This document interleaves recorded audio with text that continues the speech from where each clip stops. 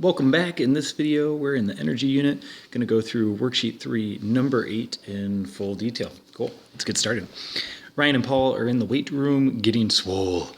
Ryan lifts a 120 kilogram bar, a vertical distance of 3 meters. That's probably a little bit too big. That's like 9 feet. Well, I guess if you lift it above your head, you could do it 9 feet. Anyways, while Paul lifts a 180 kilogram bar, a vertical distance of 2 meters.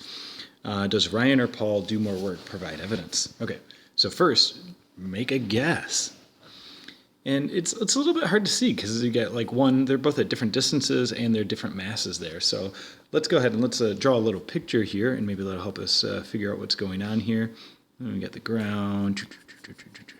We'll have Ryan here, R for Ryan, and P for Paul. Maybe we'll make Paul a different color here.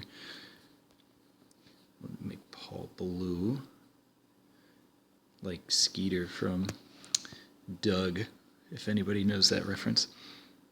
So they each have a bar there, but they have different weights on them. So one will have like purple weights. It's like the Olympic weights are like different colors for different weights or different masses.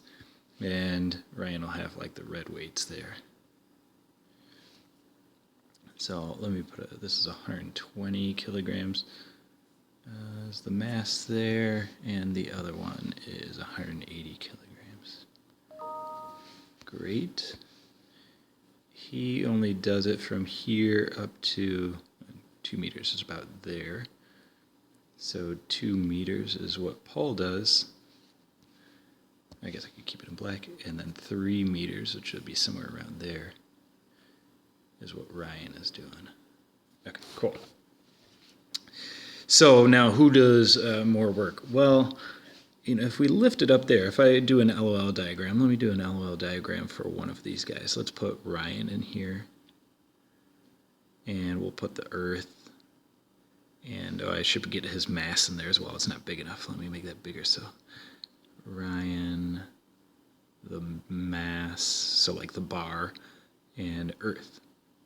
I'm putting Earth in there because I'm thinking to myself, well, he's lifting this thing up high, so it's going to have like more gravitational potential energy. But the only way that I can get gravitational potential energy is if I have both the thing that's going up high and the Earth in that system, or the thing that's pulling it back down. So let's think about this. Well, at the beginning, before he's lifted, the kinetic energy is 0, and we got to put a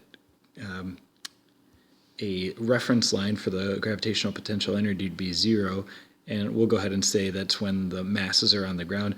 Notice I technically drew this like in the middle of the masses. That's really where it would be. If you said the same thing, but you're always measuring from the bottom of the mass, it'd be the exact same thing. Okay, so moving on. So when they're on the ground, we'll say that that is 0 gravitational potential energy. They're not moving when they're on the ground, so kinetic energy is 0. So this is before they've lifted it. And we'll do the ending scenario for after they've lifted it. Well, they're lifting it up, and they're just lifting it 2 meters, or they're lifting it 3 meters, and then we're just assuming that they like lift it up there and they like hold it there for a little bit. So if they hold it there for even just a split second, right when they get it up there, well, when they're holding it there, the kinetic energy is still going to be 0, but the gravitational potential energy, oh, they're going to have a bunch more of that. I don't know, 5. And okay, cool. So then it gets more gravitational potential energy. Where does that come from?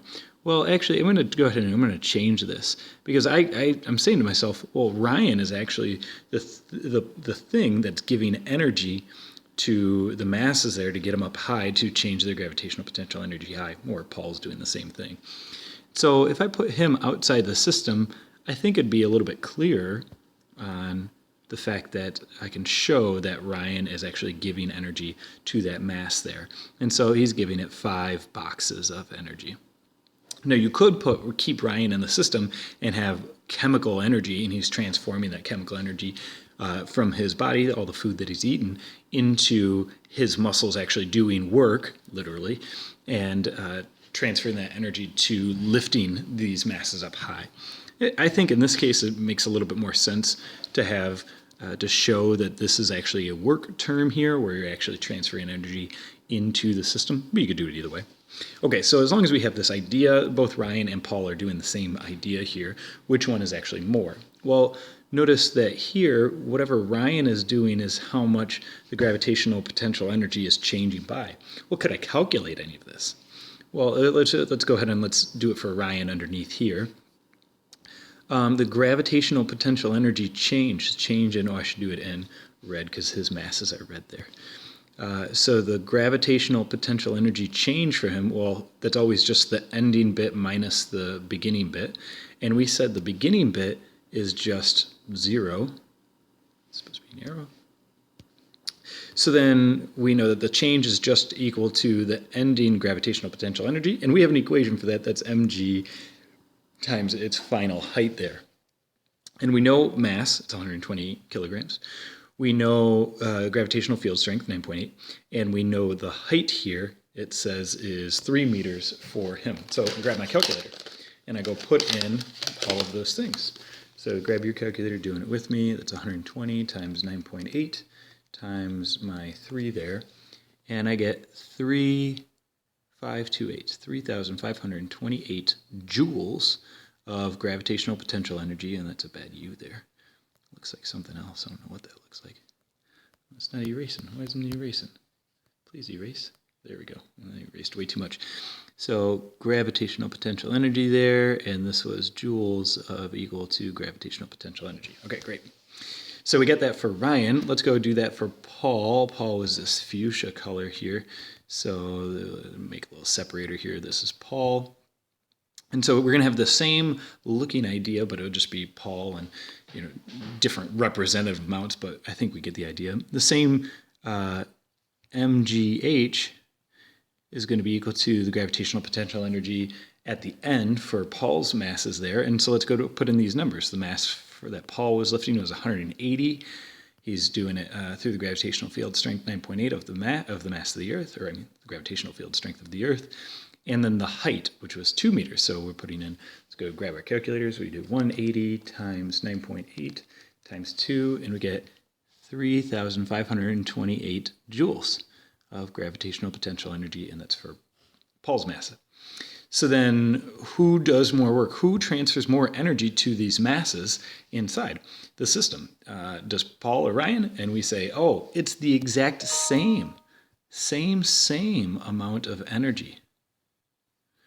So they both do the same amount of work. Maybe I should write that.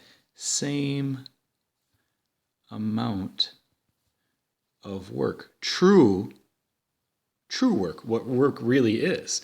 So if you were to say, oh, which one is more work in the colloquial sense, lifting the lighter mass higher or the heavier mass shorter, it's actually literally the same amount of work. Okay, cool. Now, it may feel different, but it's the same amount of energy. So if you were trying to think about it in terms of like calories that you're spending, the amount of food that you've eaten, actual calories that you're spending there, you'd be spending the exact same amount of calories lifting it to the higher position as opposed to the lower position for the different massed objects. Clearly, if it was the same mass object, different distances, it would be more work for the one that you're doing higher. Okay, that's an interesting example there. Let's get to the next bit of it. You time both Ryan and Paul while they did their feats of exercise. Ryan lifted his bar, that's the first guy here, in 4 seconds, and Paul took only 2 seconds. So let's go keep this color-coded here. We got red for Ryan here, and fuchsia for Paul. I don't know, is that fuchsia? You tell me. So let's do Ryan first. Ryan did his, we got a time here in 4 seconds, and the other guy in 2 seconds there. If this was the fastest they could lift the bars, who is more powerful? Wait, hold on a second. That's a different word. Here we're talking about how much work they're doing. Here we're talking about how much power or powerful each person is. That's an interesting question. What is power? I've heard this before. You've heard this before. Whether you're talking about a car and how much horsepower that has, that is a type of power unit there, that is a unit of power, or whether you're looking at the charger for your phone and going, how much power does this charger output versus another one? You probably recognize that some chargers are faster at charging your phone than some others because some output more power than others. That's a true statement. If you've ever gone and bought like any electronic device and ever looked at it, there's like tags on all electronic devices and it tell you exactly how much power that they're all using. Sometimes it's listed in the amount of volts that it uses as well as the amps that it uses. And other times it actually lists out how many watts it uses, how much power.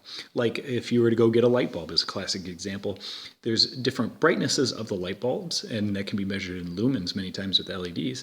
But they also list the power requirements of, oh, this bulb only uses 1 watt of energy, and this other one might use 60 watts of energy if it was an old incandescent bulb.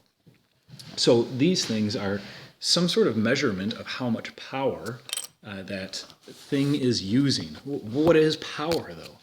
Well, power is simply, power, capital P, is simply just the amount of work that you're doing per time.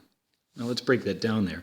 Power, work per time. Well, work, another name for work is the change in energy. So power is really just the amount of change in energy per time, or the amount of transfer of energy per time. So you could also think about it like that, and that's equally correct, the transfer of energy.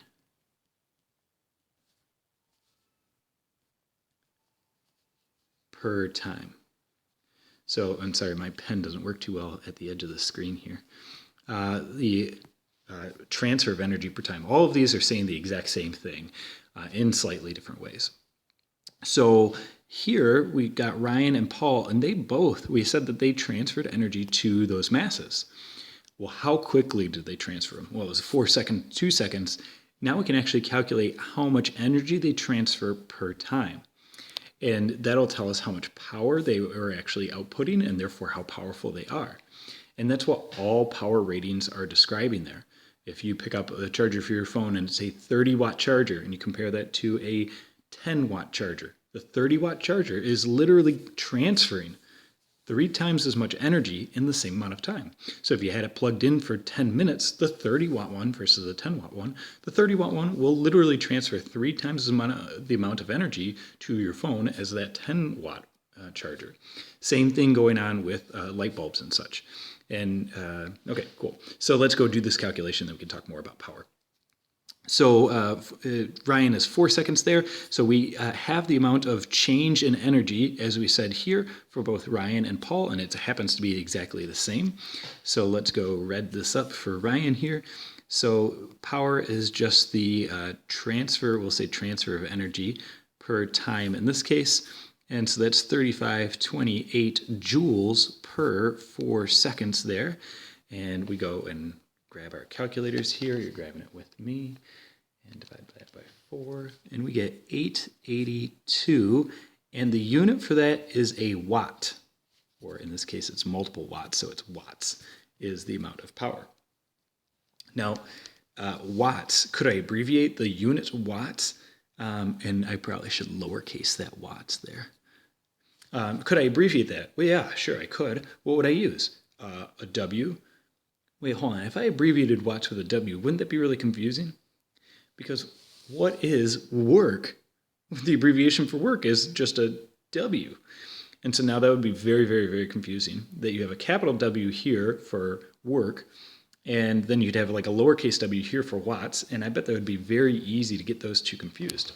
And the abbreviation for watts is actually a W, and the abbreviation for work is actually a W as well, and that is an unfortunate and very confusing thing within our energy unit, and not just our energy unit, but when you're looking at anything with energy here. So that's there's a couple ways around that. One, if you're on like a computer, you can do different typefaces for the variable work versus the unit watt. But oftentimes we're handwriting things, so that's not too useful to us. So that's why I highly recommend, and I do myself, I actually write out watts every time because, well, it's only a couple letters, it doesn't take that long, and it eliminates all confusion that I might have. Why don't I just write out work every time instead? Well, I totally could, except oftentimes when we're writing things as like variables in equations, sometimes that math, as you can imagine with math, if instead of writing X, you had to write a word every time, that would get very tedious very quickly. Whereas you only write units pretty much at the end and the beginning of a problem. So it's a little bit easier to just write watts in every time. And so I highly recommend doing that. Ultimately, I don't really care which way you do it, but you do have to make sure that you know the difference and you can describe that difference to me. So over here, I'm going to do the same thing. The power is the amount of energy that he transferred there in joules, and divided by the 2 seconds here, and we find that his power is, well, notice it's half the amount of time, so it should be double the amount of power there, or double the amount of watts, you might say, and it is. So check that out. Even Ryan and Paul both did the same amount of work. You might even say, maybe you could say, they're both equally as strong. I don't know, there's more you could say about that, but they definitely did the same amount of work. It took the same amount of energy to lift those guys up. However, Paul was twice as powerful as Ryan. And you could equally give an argument and say, well, doesn't that mean that Paul is maybe stronger than Ryan? And I would probably agree with him. Yeah, if you can do things but at a quicker rate, you seem to be stronger at doing that thing, because it takes literally more force to cause that thing to accelerate up and get to a higher height there. So yeah, I would agree with that as well. So interesting. Power. Power was first introduced, introduced by James Watt. He was the first person to develop a very efficient steam engine back at the beginning of the Industrial Revolution, and actually was a huge contributing factor to the Industrial Revolution itself. He's a very smart man. You're actually going to learn about him tomorrow in your museum walk, the virtual museum walk through James Watt, actually. Watt. And actually, he was very smart in many respects. One, the steam engine itself is an incredible feat. But number two, when he started selling his steam engine to factories, he was very clever and smart about how he did that. Steam engines were, obviously, as any technology when it first comes out, is incredibly expensive. But it was highly productive and efficient, going from just man or horsepower to now we can have this machine run tirelessly all day. The machines were very expensive, but he actually sold the machines to factories for no money. So he gave it to them, basically, but with a contract that said, hey, I will give you this thing free of cost, but you have to give me half of the amount of fuel savings over what you were using before. So what were they using before? Well, they could have been using like a coal-fired engine or something like that.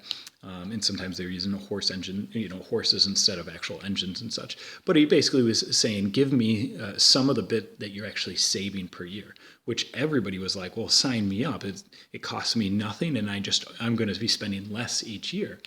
So while it's a huge investment for James Watt at the beginning, think about that. He's setting himself up to gain huge amounts of money over a long period of time. And he did very well for himself. So keep that in mind when you're trying to sell something. All right, anyways, that's number 8. I hope you have a beautiful day. See ya.